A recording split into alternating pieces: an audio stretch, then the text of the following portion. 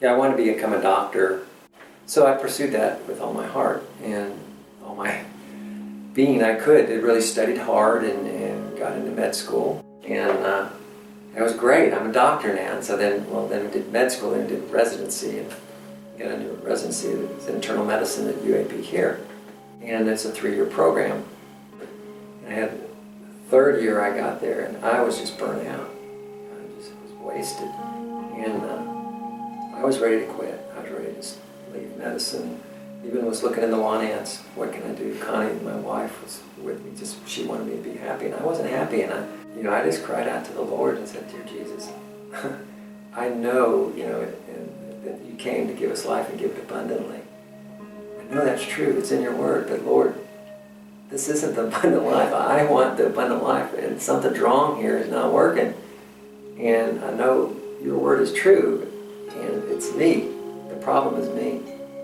And at that point, in God's grace and love, He just broke me, and I just said, "Lord, I want you. I want that abundant life." I said, "Okay, Lord, what am I going to do?" And just started praying and thinking about it. And really, I didn't have to think very much. I just never seriously considered it. But I said, if I could be anything in the world, I'd want to be a medical missionary. And then in 1989, we went overseas. As career missionaries, we went to West Africa in Ivory Coast. We were there in medical work and church planning work, and we worked there on a church planning team for 10 years with Mission to the World, and came back in 2000.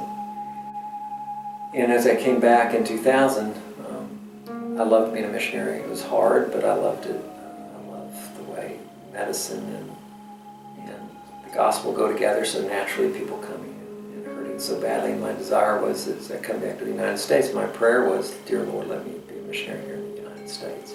Hope Health Center was started out of that. That was an answer to the prayer request of coming back to the States. I wanted to continue to be in a situation where I could share the gospel freely and at the same time offer excellent medical care.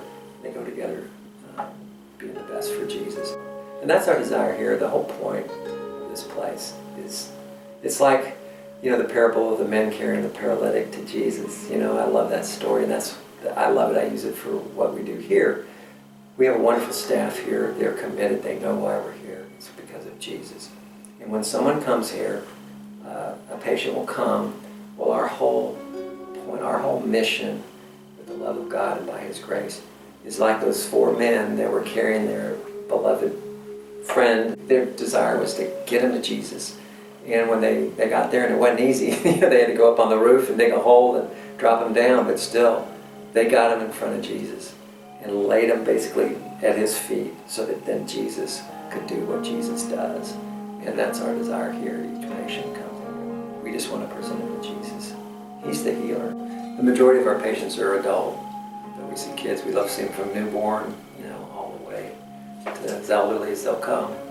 But we're a primary care provider, so we're where they come with their needs, and then if they need a specialist, then we refer them.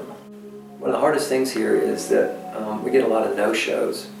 People are scheduled, we even call them, and remind them. We have a system set up 3 times to remind them, and still we get 30%, about a third of our patients don't show up. So we have to, and a lot of it is transportation. But the thing with the transportation is they don't have cars or vehicles.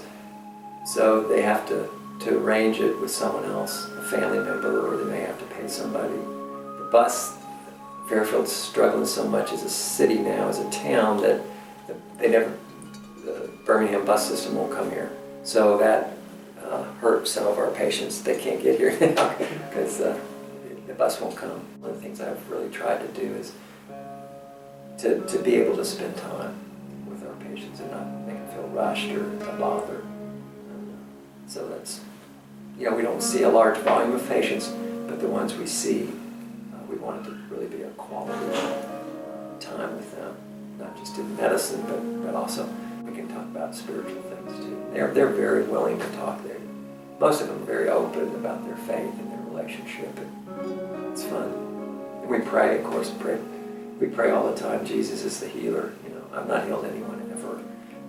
I pray Jesus has, but not me. He's the healer. So we pray to Him. They get used to it, and then if you get wrapping up at the end of a visit, and then something, now you're going to pray, aren't you? Don't do. I couldn't imagine it. It's not praying for me. See that in the special times. You know, and I love it. It's in John 6, 63, I think. The Spirit gives life, the flesh counts for nothing. The words I have spoken to you are spirit and they are life. And that's what the flesh counts for nothing. You know, the flesh is going to pass away. It's important, you know, when you're hurting, it's important. And Jesus addressed that too, but so it is very important. But the soul is eternal, and to be able to invest and encourage people for eternity is a wonderful. That's the best. That's the best. Sharing Jesus. Today I had a heroin addict pray for me, and that was Jesus. She prayed for me, and it was sweet, and it was beautiful. And so it's not like, well, we're coming here to help these people. I'm as much an addict in other sins as she is with heroin, and that hasn't happened a lot, but she was so sweet. It just, probably I'll never forget that. And that was today.